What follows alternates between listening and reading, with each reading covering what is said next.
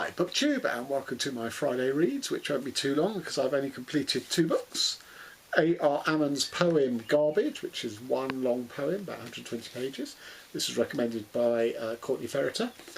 And Nervous System by a Chilean author called Lina Meruane, who is of Palestinian origin. And this was a buddy read with Roxy over at A Celtic Bibliophile. She recommended me this author and brought this book to my attention because I hadn't heard of it. I'm going to start with the Ammons, the poetry. So, as its title suggests, this is a sort of modern epic poem about the nature of all sort of garbage and refuse, be it literal sort of, landfills through, people's waste bins in their houses, to more metaphorical garbage, of sort of human relationships and emotions, all the way up through to, ecological disaster. And I have to say that when he sticks closely to the image of garbage in whatever way he's taking it, I was much more engaged than when it seemed to be a bit more diffuse, the links to garbage and stuff.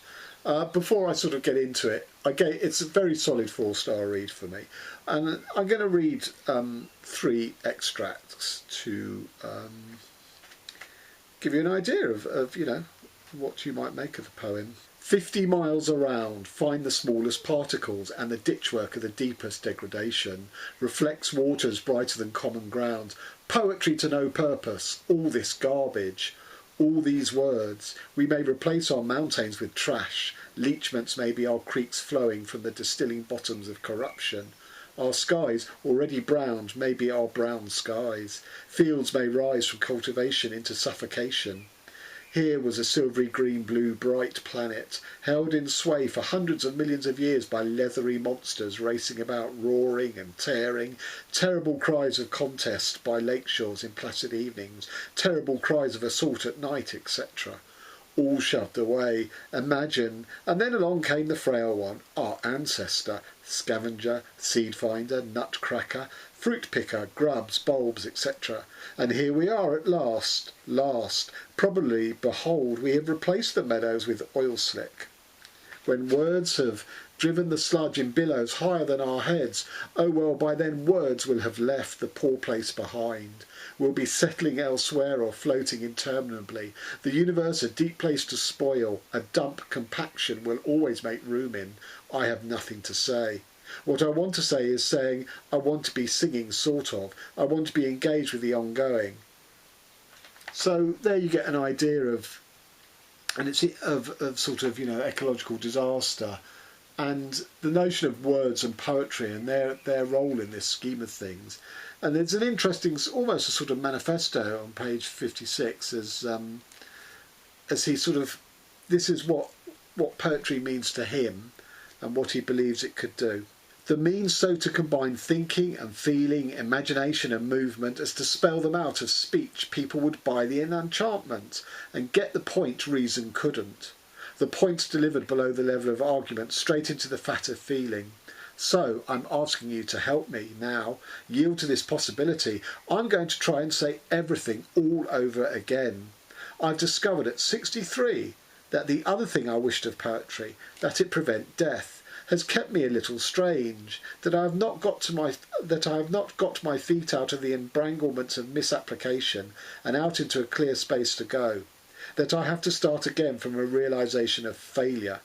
In fact, having learned about commanding silence, and having mostly by accident commanded it a few times, I've become afraid of convincingness. What harm it can do if there is too much of it along with whatever good, so I am now a little uncertain on purpose. I recognise cases in other words from time to time that I'd rather see go through than my own. They seem wiser cases. They come from people who seem better wrapped around their spines, with their mouths are open, their vertebrae form a sounding foundation for their words. I have never, frankly, grown up. Not if growing up means I wouldn't trade in what I have today for something I might get tomorrow. I'm a trader. So, there's his... It's interesting that he's been aware of words, but he's sort of come to them again and the power that they have at age 63, presumably when he dedicated himself to writing this sort of thematic poem, but comes to doubt, his own sort of abilities compared with other more articulate exponents and advocates. And finally, I want clarity to be a smooth long bend, disallowing no complexity and coming clean. Why do I want this? Complexity without confusion, clarity without confinement, time in time, not time splintered. If you're not gone at a certain age, your world is, or it is shrivelled to a few people who know what you know, aunts and uncles with their histories blanked out, the thick tissue of relationships erased into one of the emptiness, or maybe your cousins too are gone, and the world has starved to a single peak, you, and what you know alone, with no one else in the world to nod recognising what you say and recall without explanation. So, have your choice to leave the world or have it leave you. Either way you choose will bring the same result, nothingness, and the vanishment of what was. Over and over the world rolls in this wise, so much so that people stricken with these knowledges think the aspiration to win, to be remembered, to be let hanging, dangling in the minds of those continuing. But life is not first for being remembered, but for being lived. How quaint and sad the lives of those who have lived but are gone.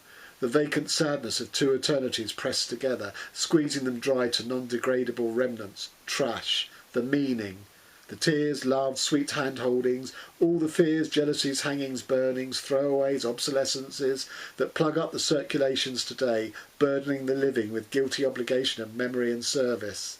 To have the curvature, though, one needs the concisions of the local, contemplations such as how to slice a banana for breakfast oatmeal. And it carries on and on and on like that, about, you know, the numerical game of life and death that, you know, gradually everyone in your life is stripped away from you, as you are probably more likely to be stripped away from your kids than they are from you, by death. And what is the ultimate sort of refuse, which is, you know, bodies laid in the soil to decay and putrefy and rot away. So, you know, it was inconsistent, as I say. Sometimes I felt that I was sort of dragged out of quite a strong magnetic pull when he kept focused on garbage as the central image. But, you know, I think a worthwhile book, and it was published in the 90s, and it is essentially a book about ecology. It's not its only theme. It's more existential than that. But, you know, I think a timely read. And onto nervous system. So this, you know, we're almost through June. This is likely to be my favourite read of the first 6 months of the year, fiction read of the first 6 months of the year. It starts off through the eyes of a young woman who is a perennial PhD student in sort of physics and cosmology. The problem being that every time she thinks she's settled on a theme for her thesis, the science has changed. You know, their discoveries, or someone else has written that up. So she's there's this sort of great, never-ending sort of goal and aim in her life. She is exiled from her home country, which is never specified, and lives with a long-term partner who is a forensic bone scientist who goes to sites of mass burials, you know, atrocities committed by dictatorships in countries such as Argentina and Chile and presumably others around the world. And they live together. And back in the old country is her father, who is a doctor, and her stepmother, because her real mother died in childbirth, giving birth to her older brother, and then younger twin brother and sister who were born to the stepmother, not to her actual mother. And it's a constellation of these people in her life, because chapter 1 is very, very metaphorical and symbolic in that she has this sort of problem, a medical problem, but no doctors can find out what it is. They're not accusing her of being psychosomatic, but it seems to be more created by something in her psychology than you know, having sort of root physical cause. That what she's experiencing is symptoms of a mental condition.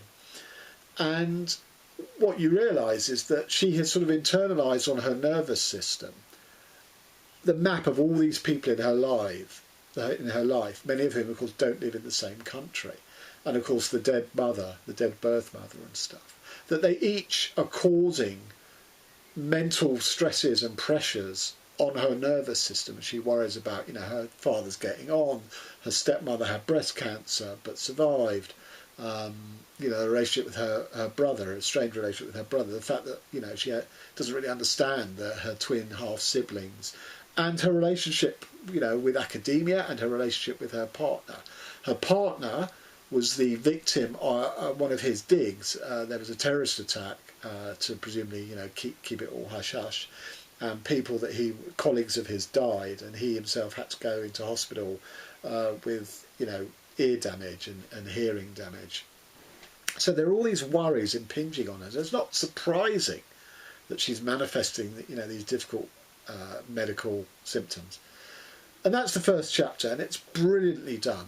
And I assume that the rest of the book was going to operate on that similar level of metaphoricalism.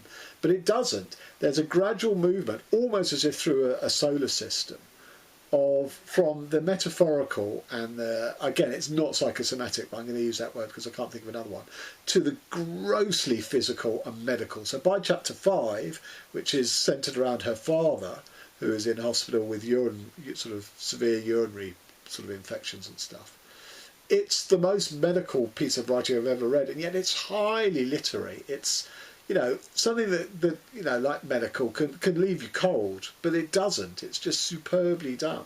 The chapter before that is her brother that she's estranged from. He blames her for the death of his mother because their mother died giving birth to her. And he is so, as a child, he is so sort of miserable in the household with the stepmother, that he sort of takes off and goes on runs, and eventually does marathon runs. And that's when he comes back to her in the book that he's doing a marathon in her city, and they meet up again. But, you know, he was so sort of physically dedicated that, you know, he kept breaking bones all the time because he was overdoing it, or he had accidents or whatever. And so there are echoes there with her partner, who is a forensic bone scientist, and the fact that some people feel pain from their bone fractures and other people don't. And in this case, the forensic bone scientist was literally attacked by the bones of the dead through the power of the explosion, that they sort of acted as shrapnel and sort of tore into his face and stuff. Again, this brilliant sort of world building through sort of symbol and metaphor. And what I was particularly struck by in this book is that she brings physics, chemistry and biology, the three major sciences. She makes them interdependent on each other, and of course they are to some extent, because the radioactivity in physics is obviously based on radioactivity in chemistry, and biochemistry and genetics and all of that in biology also draws on chemistry. So all three of them are sort of very much interlinked. And just to give you an example of that, so her partner is in hospital having a check-up on his hearing. Lit up by the otoscope, the perforated eardrum was a planet wounded by an asteroid. So you've gone from the biological medical thing of perforated eardrum to this brilliant metaphor in cosmology and physics. The perforated eardrum was a planet wounded by an asteroid. And another where she's recalling a childhood memory, or really a teenage memory, where she, her brother and their cousin have all gone rollerblading or roller skating, and they've ended up sort of, you know, getting hit by a car or having to avoid a car, and they've all broken bones on this. And as the oldest, the father holds her brother responsible for this. The father scolded him for putting the cousin's life at risk. What was he thinking? The same thing you were thinking with my mother, replied the oldest son, taking refuge in his plaster armour. Father and son cracked their knuckles in silence. What they could have said with words, they told each other in osseous code. And, you know, the writing is like that throughout. It is brilliant. You know, it's all divided into sections. I don't know whether you can see this, which are sort of split up by asterisks and stuff. There is not one wasted section in here, and within each section there is not one wasted sentence. It is so beautiful and brilliantly done. You know, it deals with these metaphors in physics and biology and medicine and chemistry, but it wears them, you know, it's very light touch. It is the highest value of dealing in them is still literary. You know, it's not sort of jargon heavy. It's not that you need to know, you know, the science. You absolutely don't, because they are dealt with on a metaphorical level. So in the chapter about her brother, who's suffering fracture after fracture after fracture that she recalls from his childhood, escapes from the house, the word fracture then reappears in relation to her describing a relationship. I can't remember who with, it might be with her partner. It's a fractured relationship.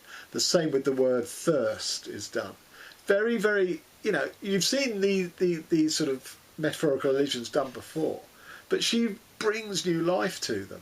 And it's just an extraordinary piece of work. It is quite bleak. By the end, it is quite bleak. You know, it starts off with this sort of unknown malady that she has, but it's very much explored, as I say, metaphorically and symbolically. By the end, when you're immersed in the father's, you know, medical treatment for basically old age, you know, he's not dying, but he's not got long left. And this chapter before, you've had the brother and all his fractures sort of detail. You know, it is quite bleak. It is about the fallibility of the human body, whereas the beginning was about the fallibility of the human mind and these symptoms that she was suffering from because of all the stresses on her life. It's brilliant. It's you know, absolute 5 stars. And I want to thank Roxy for bringing it to my notice. Will it get overtaken in the next 6 months of the year by any other books? We'll have to wait and see. And as to what I'm currently reading, again, not much. Torrey Peters, Detransition Baby, a 4-way buddy read with Roz, Brian and Zena. Some of us have read the 3rd out of the 4 weeks portions. So we have one left to go after this coming Sunday. And just to give you an idea, so the first week we voxed for 3 hours on it. The second week, last Sunday, we voxed for 4 hours. So plenty to talk about, as you can see from that. And all things being equal, we'll probably hit the 5-hour mark this coming Sunday. I'm not going to talk about it now. I'll wait till I've finished it. And that's pretty much it. I'm not sure what else I'm going to get onto. I do need to do my mammoth for this month. With about, what are we, the 17th, so 13 more days to go. I should be able to finish one of them, because the 3 I'm considering which one to pick up, I've started them all. So Ducks Newburyport, I'm on page 300 of 1,000.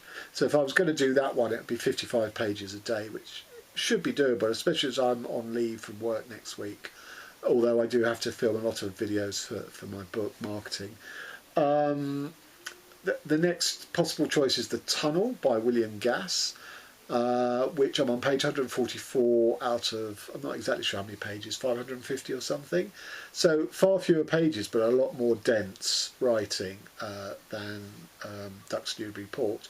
Although I have recently read a book of short stories by Gass. I did it deliberately to put me in a sort of Gass frame of mind. So I could well pick that up. Or the surprise packet. Surprised because I hadn't ever considered a non-fiction mammoth.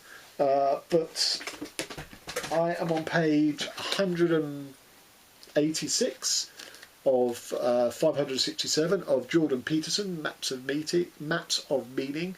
Yes, that Jordan Peterson, the offensive guy on social media.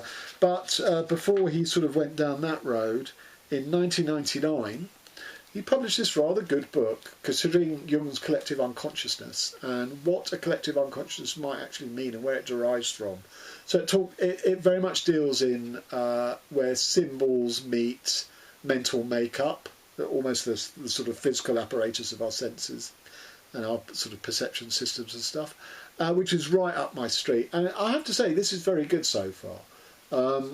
So I might finish this rather than either of the other 2 fictions. I'm really torn. I mean, in a way, I'd like to do all 3, but that's not possible to do for June. July, because my book comes out in July, I've earmarked I'm not going to do a mammoth, and the other month I may not do a mammoth because I'm going to do 10 in all, is November for non-fiction November. But I might override that depending on what the prompts are. So yeah, it's all sort of up in the air really. I really don't know which one of these I'm going to get. I'm going to wake up tomorrow, Friday, and I think see if I have a leaning to Ducks Newburyport, The Tunnel, or Maps of Meaning in the next 13 days of this month. So there you have it. Thanks very much. Till next time.